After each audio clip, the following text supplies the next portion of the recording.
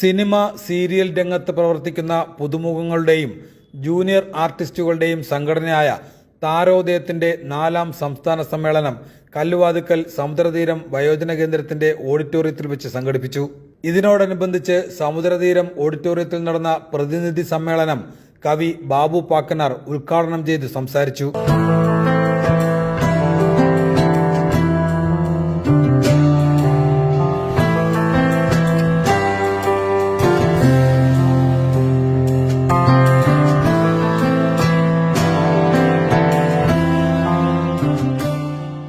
ഇന്ന്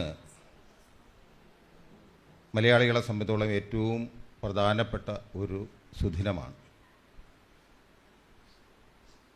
പൊന്നിൻ ചിങ്ങമാസത്തിലെ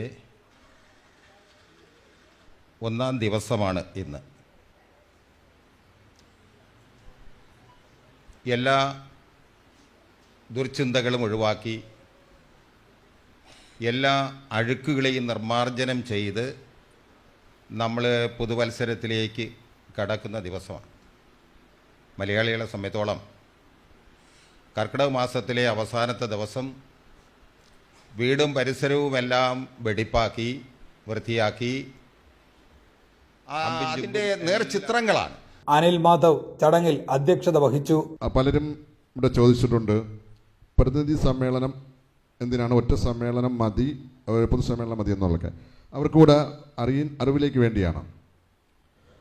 പ്രതിനിധി സമ്മേളനം എന്ന് പറയുമ്പം നമ്മുടെ അംഗങ്ങൾ, മെമ്പർഷിപ്പ് എടുത്ത അംഗങ്ങളുടെ ഒരു കൂട്ടായ്മ, അവരുടെ ചർച്ച, കാര്യങ്ങൾ, അവരുടെ കുടുംബസംഗമമാണ് നമ്മൾ രാവിലെ പ്രതിനിധി സമ്മേളനമായിട്ട് വയ്ക്കുന്നത്.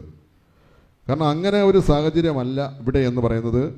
നമ്മൾ ഈ വേദിയിൽ ഇവിടെ നമുക്ക് ഇവിടുത്തെ അച്ഛനമ്മമാരുണ്ട്, ഇവിടുത്തെ മറ്റുള്ള സ്റ്റാഫുകളുണ്ട്, പുറത്തുനിന്ന് വന്നവർ ഒത്തിരി പേരുണ്ട്. അപ്പം നമുക്കൊരു പ്രതിനിധി സമ്മേളനമായിട്ട് ഇത് കണക്കാക്കാൻ പറ്റത്തില്ല. എന്നാൽ തന്നെയും ആ ചടങ്ങിൻ്റെ പേരിൽ പ്രതിനിധി സമ്മേളനമാണ്. അപ്പം നമുക്ക് ചർച്ചയുള്ള കാര്യങ്ങൾക്കൊന്നും കടക്കാൻ പറ്റില്ല.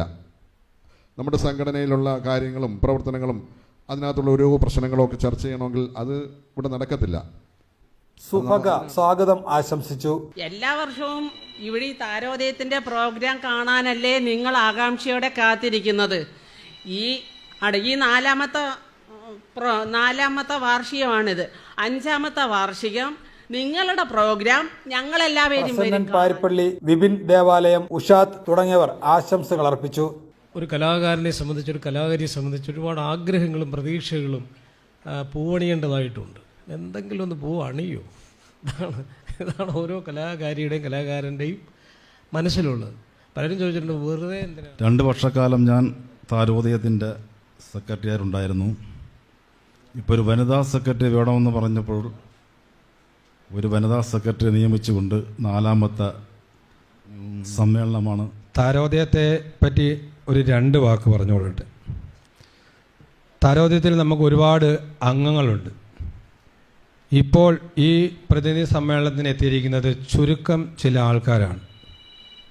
അതെന്താണ് കാരണം എന്നറിയില്ല. നമ്മുടെ ബാബു സാറ് പറഞ്ഞ പോലെ നന്ദി പറഞ്ഞു. നമ്മുടെ 4ാം വാർഷികം ആഘോഷിക്കുന്നത് വീണ്ടും സമുദ്രതീരത്തിൽ തന്നെയാണ്. കഴിഞ്ഞ വാർഷികങ്ങളെല്ലാം ഇവിടെ തന്നെയാണ് നടത്തിയെന്നുള്ളത് ഒരു സന്തോഷകരമായ കാര്യമാണ്. അതോടൊപ്പം തന്നെ ഈ വർഷം 4ാം വാർഷികവും വീണ്ടും സമുദ്രതീരത്തിൽ തന്നെ നടത്താൻ ഒരു അവസരം നമുക്ക് ദൈവം അനുവദിച്ചു തന്നു എന്നുള്ളതിൽ വളരെയധികം സന്തോഷമുണ്ട്. നമസ്കാരം. തുടർന്ന് താരോദയം പ്രവർത്തകരുടെ വിവിധ കലാപരിപാടികളായ ഗാനമേള, cinematic dance, mimicry, classical dance, 1 man show എന്നിവ സമുദ്രതീരത്തിൽ അരങ്ങേറി.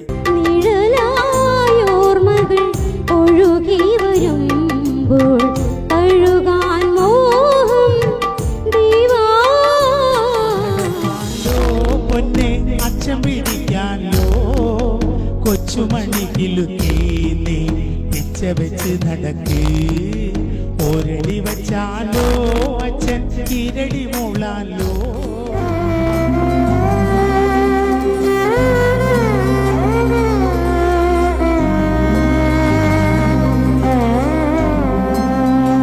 അഹമ്മദ് എന്നറിയപ്പെടുന്ന കൊച്ചിൻ ഖനീഫ.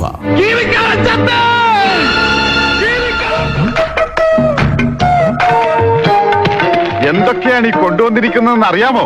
അച്ചപ്പം, കുഴലപ്പം, ഇടിയപ്പം ഇല്ലേ? കൊണ്ടുവരാം. വേണ്ട, തന്നുവിടാം. ഇവൻ നിന്റെ ആരാധന പറഞ്ഞേ? അവൻ അങ്ങനെ പറഞ്ഞ മനസ്സിലാവില്ല. ആംഗ്യ ഭാഷ കാണിക്കണം. ഞാൻ കാണിച്ചു. മോനെ അമ്മാവൻ. മാവു മാവു മാവു. വൻ വൻ അമ്മാവൻ. മനസ്സിലായില്ലേ? മനസ്സിലായി. അമ്മാവൻ എന്നല്ലേ? അവൻ സംസാരിച്ചു. അവൻ ആദ്യമായിട്ട് സംസാരിച്ചു. बचपन से दुखों की बरसात ने भिगोया, जाग कर काटा जीवन, क्योंकि दलित था सोया.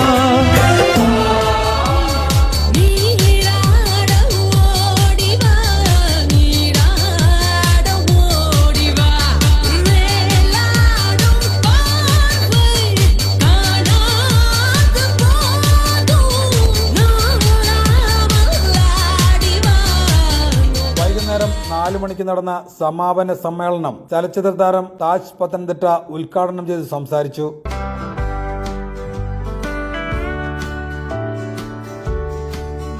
മനോഹരമായ രീതിയിൽ അദ്ദേഹം സ്വാഗതം എല്ലാവരെയും അദ്ദേഹം ആശംസിച്ചു. അപ്പോഴാണ് നമ്മുടെ പ്രിയപ്പെട്ട കൊല്ലം സിറാജിക്ക, അദ്ദേഹം ഇപ്പോഴും സജീവമായി മലയാള ചലച്ചിത്ര വേദിയിൽ നിറസാന്നിധ്യമായി നിൽക്കുന്ന ഒരു അനുഗ്രഹീത കലാകാരൻ തന്നെയാണ് ഇപ്പോഴും. അപ്പം പ്രിയപ്പെട്ട AK ആനന്ദ്, ജയ് ഹിന്ദ്. അനിൽ മാധവ് ചടങ്ങിൽ അധ്യക്ഷത വഹിച്ചു. പ്രസന്നൻ പാരിപ്പള്ളി സ്വാഗതം മാമ്പള്ളി GR രഘുനാഥ് മുഖ്യ പ്രഭാഷണം നടത്തി. നമ്മുടെ സംഘടന തുടങ്ങിയിട്ട് 6-7 വർഷമായെങ്കിലും രജിസ്റ്റർ ചെയ്ത് പ്രവർത്തനം തുടങ്ങിയിട്ട് 4-ാം വർഷമാണ്. അപ്പൊ ഈ സംഘടന കൊണ്ട് ഉദ്ദേശിക്കുന്നത് സിനിമാ താരം AK ആനന്ദ്, കൊല്ലം സിറാജ്, സന്തോഷ് ബാബു തുടങ്ങിയവർ മുഖ്യ അതിഥിയായി. വളരെ സന്തോഷമുണ്ട്. കാരണം എന്ന് പറഞ്ഞാൽ 3-4 വർഷമായിട്ട് ഈ അച്ഛനും അമ്മമാരും സഹോദരങ്ങളും ഒക്കെയുള്ള റൂവൽ സിംഗിന്റെ കുടുംബം എല്ലാവരും, കാരണം ഈ സമുദ്രതീരത്തിൽ വേറെ എവിടെ വിളിച്ചാലും വന്നില്ലേലും അനിലിനറിയാം, അനിൽ മാധവനറിയാം. ഇവിടെ ഒരു വീഡിയോ പോസ്റ്റ് ചെയ്തായിരുന്നു, അത് ഞാൻ അവതരിപ്പിക്കുക. അതായത് പരലോകത്ത് മരിച്ചുപോയ താരങ്ങളെല്ലാം നല്ല അടിപൊളിയായിട്ട് സന്തോഷമായിട്ട് അടിച്ചുപൊളിച്ചിങ്ങനെ കഴിയുന്നതായിട്ടാണ് നമുക്ക് സങ്കല്പിക്കാം. അതുപോലെ തന്നെ നസീർ സാറും ജയനും ഒക്കെ വളരെ രസകരമായി പരലോകത്ത് ജീവിക്കുന്നതായി നമുക്ക് സങ്കല്പിക്കാം. അപ്പോൾ അവിടെ ഒരു സ്വർഗത്തിലെ ഒരു പുൽത്തകടിയിൽ ഇരുന്നു കൊണ്ട് നസീർ സാറും ജയനും കൂടി കടങ്കഥ പറഞ്ഞ് കളിക്കുന്ന ഒരു ഐറ്റമാണ് ഞാൻ അവിടെ അവതരിപ്പിക്കുന്നത്.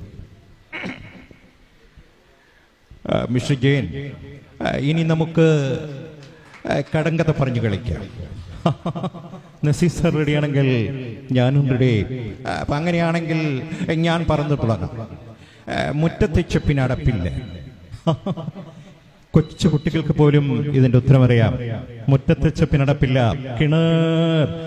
ജയ, നിന്റെ പറച്ചിൽ കേട്ടാ തോന്നും ഇത് കുറച്ച് ആഴം കൂടിയ കിണറാണെന്ന്. അദ്ദേഹം കളിയാക്കലൊന്നും വേണ്ട, ഇനി എന്റെ ഗുണമാണ്. ഞെട്ടില്ലാത്ത വട്ടയിലയോ പിടികിട്ടി ഞെട്ടില്ലാത്ത വട്ടയില് വലിയ ഒരു മൊമെന്റായി ഞാൻ ഇതിനെ കാണുന്നു. പിന്നെ ഏറ്റവും വലിയ സന്തോഷം, അനിൽ മാധവണ്ണൻ വിളിച്ചൊരു പ്രോഗ്രാമിന് വരാതിരിക്കാൻ പറ്റില്ല. കാര്യം അദ്ദേഹം എല്ലാ വർഷവും പ്രോഗ്രാമൊക്കെ തരുന്ന ഒരാളാണ്. ഏത് കാര്യത്തിനും എന്നെ വിളിക്കാറുണ്ട്, ഞാൻ വരാറുണ്ട്.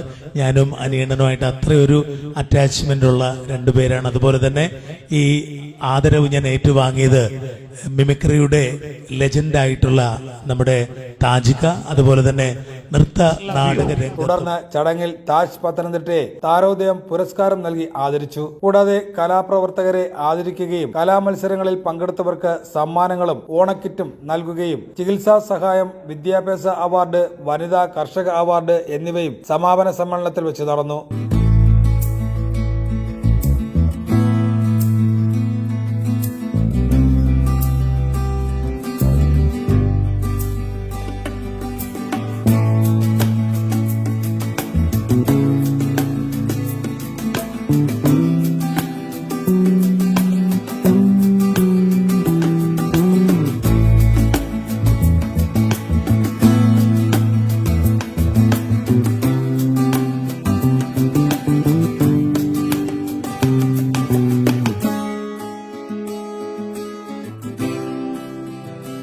താരോദയം സെക്രട്ടറി സുഭഗ ചടങ്ങിൽ നന്ദി പറഞ്ഞു. സാറ് നമ്മൾ നോക്കുമ്പോൾ ഈ സാർ ഇങ്ങനെ ഇരിക്കുന്നു.